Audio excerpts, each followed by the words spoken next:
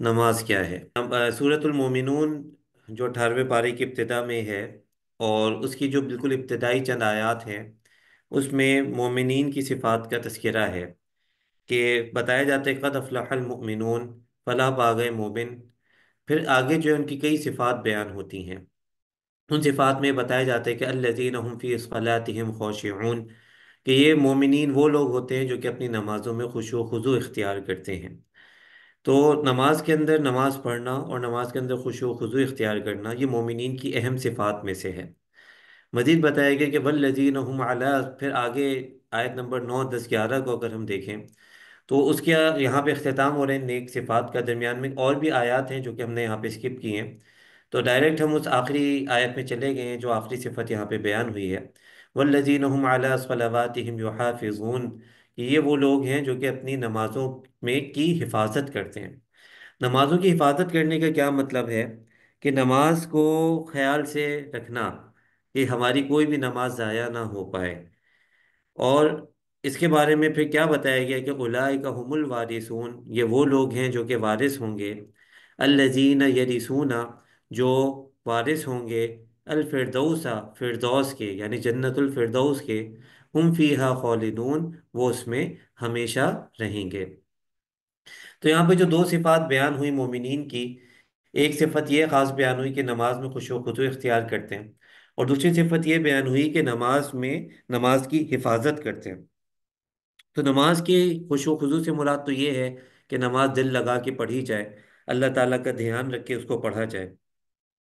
اور حفاظت کے مجھ سے مراد یہ ہے کہ اس طرح سے نماز کی پابندی کی جائے کہ کوئی نماز ضائع نہ ہو، بلکہ کوئی نماز ضائع ہونا تو دور کی بات، کوئی جماعت نہ چھوٹے، کوئی تکبیر اولیٰ نہ چھوٹے، اس طرح ہم نمازوں کا اہتمام کرنے والے ہوں۔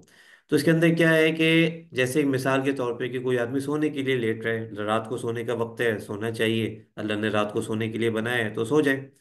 سوتے وقت لیکن وہ اس بات کا دھیان رکھ کے سوئے کہ مجھے صبح فجر میں اٹھنا ہے۔ تہجد میں اٹھ جائے تو بہت ہی اعلیٰ بات ہے، لیکن کم از کم فجر میں اٹھنے کا اہتمام تو کیا جائے۔ تو یہ کیا ہے؟ یہ نماز کی حفاظت ہے۔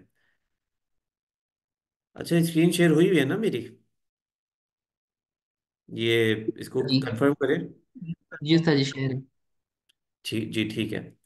تو نماز کی پابندی کرنا یہ بہت زیادہ اہم ہے کہ نماز کی وہ کوئی بھی نماز نہ چھوٹے، اس طرح سے چلا جائے۔ اسی طرح جیسے کہ اگر کہیں جا رہے ہیں، لوگ گھر سے نکلتے ہیں مختلف کام کاج کے لیے، کبھی بازار جا رہے ہیں، کبھی کسی اور کام سے جا رہے ہیں، اس میں بھی اس بات کا خیال رکھا جائے کہ اس طرح سے نکلا جائے، اس طرح سے پہنچا جائے کہ نماز جو ہے وہ ضائع نہ ہو، اس کا اہتمام کیا جائے۔ اور ہم نے دیکھا ہے بہت سارے لوگ اس کا اہتمام کرتے ہیں اور ماشاء اللہ ان کی ساری نمازوں کی پابندی ہوتی ہے۔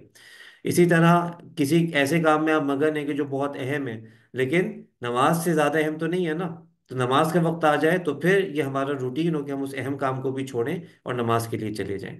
تو اس طرح سے جب ہم کریں گے تو پھر یہ نماز کی پابندی کہلائے گی، اور انشاءاللہ پھر ہم بھی اس جو اللہ تعالیٰ نے اتنی خوشخبری سنائی کہ یہ لوگ جنت کے وارث ہیں، جنت کے وارث ہونے کا مطلب کہ جنت انہی کے لیے بنی ہے، انہی کو ملنی ہے۔